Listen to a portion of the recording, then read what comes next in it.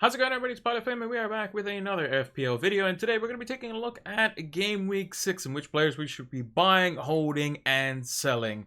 We'll look at individually what players we picked last week to buy, hold, and sell, as well as look ahead to this week as well. And you can see Simicast over my shoulder here. A lot of managers are buying him in, but I wouldn't necessarily be doing that because he is always a rotation risk and is most certainly second choice for Liverpool, but I thought it'd be funny to put him on the thumbnail just because I saw a lot of managers buying him and he has done well when he has played. So credit to Simicast as well. If you haven't done so already, make sure to hit that like button, subscribe to the channel if you're new. I haven't done so already, it greatly helps out the channel, and turn those notification bells on so that you can get the content as soon as it is readily available. Drop us a follow over on Twitter so you can keep up to date with any and all fantasy news, whether it be transfers, price changes, and anything in between, as well as give us a follow over on Twitch so that you can see when we go live for our preview and deadline streams, which we will be continuing on Game Week 6. The deadline is 1 hour on Saturday, 1 hour before the FPL deadline, so that'll be 5 a.m.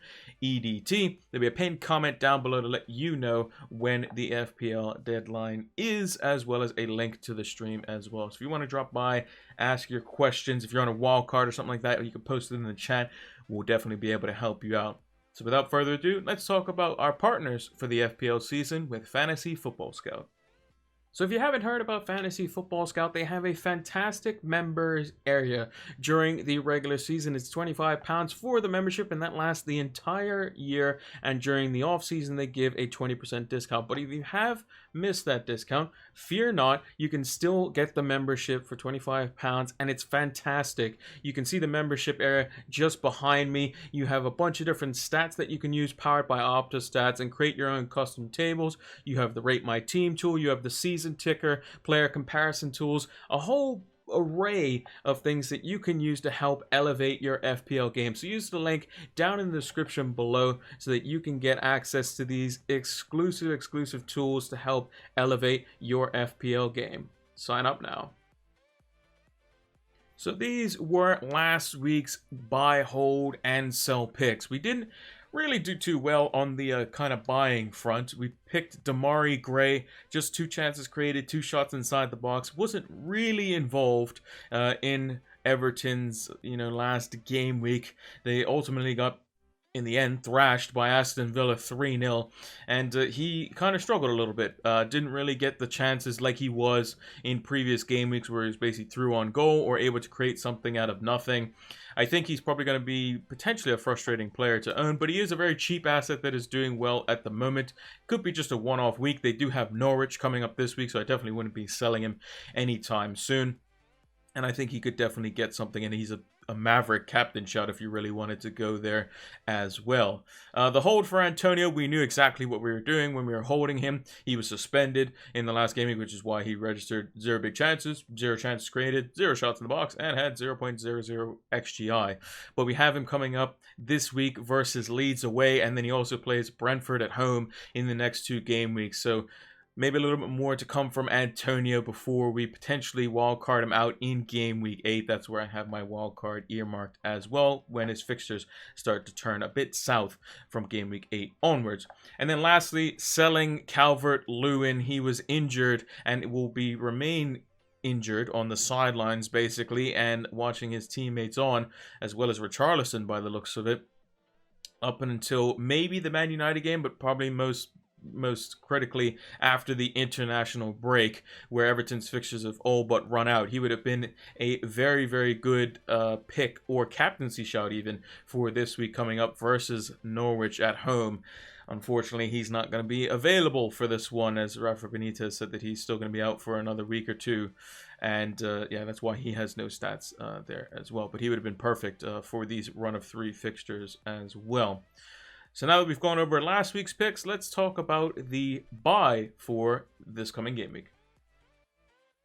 And the buy for this week is going to be Ismail Assar. I brought him in a couple weeks ago for this little run that he had. So the first fixture, he didn't really get anything in it. But last week, getting himself a brace, making up for the chances that he did have in this run of 4. And he continues that run with Newcastle at home this week and Leeds away. Two teams that are really, really struggling to keep the ball out of the back of their net.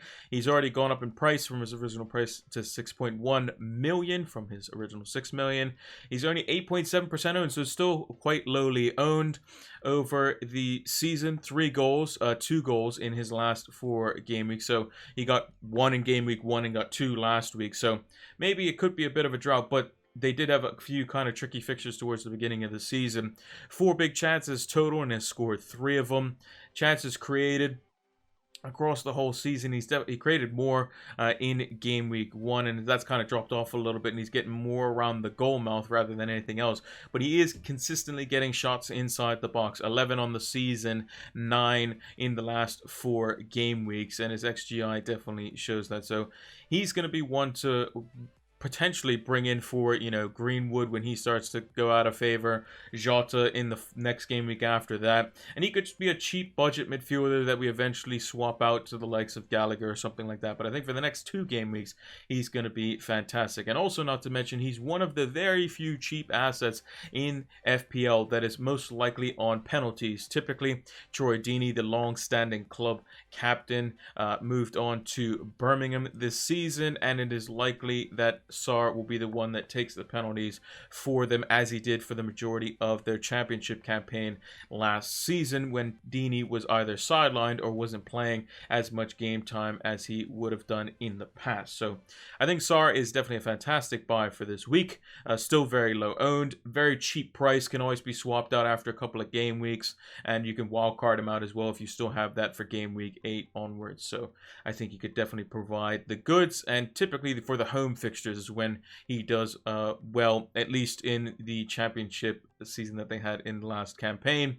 The home fixtures really were Watford Sean, and home fixtures plus Newcastle being the team coming to town who ship a lot of goals. I think this could be a recipe for success for Ismail Assar owners. So with Sarr being the buy for this week, who is going to be the player that is going to be on our hold list for this coming game week? Now, familiar face in all of our FPL teams, or at least 34.3% of FPL, is Trent Alexander-Arnold, the man, the myth, the legend, the one that basically plays like a striker slash attacking midfielder at times, and whose name is large enough that it can't even fit on the graphic properly without decreasing the text size. That's right, Trent Alexander-Arnold is our hold for this week, and that's mainly due to the fact that he was 4th highest on transfers out going into game week 6, which I think is just pretty crazy. I think he's only was out because he, has a bit of illness. Wasn't anything to do with having to isolate or anything like that, or testing positive. I think he is perfectly fine going into this week. Was rested as well for the cup game that Liverpool played yesterday, so I think he should be fine going into the Brentford away fixture, which is the one you're going to want to keep him in. And I think for the whole season you're going to want to keep him personally, whether he plays against City, Man United, Chelsea, any of the big teams. I think he can still do something in that. With that being said, I still think that there is a potentially opportunity to take him out for 1 week when they play versus City or United or something like that, if you're going to wild card the following week, which is what I have planned for game week 7. Potentially use his funds to get 2 Chelsea defenders for game week 7, which could be a bit of an upside chasing there. And I mean, his stats on the season are crazy. He's got 2 assists thus far over the whole season, both of which came in the last 4 game weeks. 20 chances created across the season, 17 of which came in the last 4 game weeks. 4 big chances created, 3 shots inside the box, and his XGI is through the roof for a defender. And he's already gone up to 7.6 million. I mean, if he keeps going the way he's going, he might end up with his record-breaking total like he did a few seasons ago when him and Robertson were just getting assists for fun. And he could end up being like 8 million by the time the next season rolls around, which would be pretty insane. And he's picking up these positions inside the right half space where he can kind of drift in field, similar to how João Cancelo kind of piloted that role last season for Man City and has continued to do so when he does play on the right side of the defense. And Trent is capable and technical enough to be able to play in a more centralized role. And I think he actually started a game for England as well as a out-and-out central midfielder. So I think he could be someone who maybe develops into that, but hopefully he keeps staying in our FPL teams as a defender because he gets clean sheet points as well, which is fantastic. So typically when Trent creates an assist of some kind and gets a clean sheet, he's on for a 12-pointer, almost guaranteed, unless, you know, Salah or Mane or something like that get 2 goals or a goal and 2 assists or something like that. But Trent definitely capable of absolutely devastating a game week. So I think he's definitely a hold for me, unless it, you know, there's, you know, situation where he may be out for a couple of weeks or so, where he is, you know, has to isolate or something like that, or is injured or whatever. Then there would be a situation where you could potentially move him on and then get him back, or have at least a get him back plan going into the next few game weeks. So lastly, I want to take a look at a Man City asset that was hotly kind of transferred in, or was at least the you know, the kind of the hot topic of past weeks, but now seems to be wavering a bit and is on the transfer out lists for a lot of managers this coming game week. And that player is Ferran Torres. He went up in price a couple of times, 7.2 million, but has since switched, dropped back down. And I think a lot of managers are starting to get cold feet with Pep rotation and Pep roulette, where basically Pep just decides to play whoever he wants. And if you look at the stats, you know, you would think, you know, he's doing quite well. 2 goals and assists over 5 game weeks is, you know, a return, you know, more than 50% of the game weeks, which is good. A couple of big chances, you know, he's getting shots inside the box, but the dip is what concerns me if I was an owner of Torres. 2.21 XGI, now dropping down to 1.42 if you exclude game week 1. So the last 4 game weeks will be 2 through 5.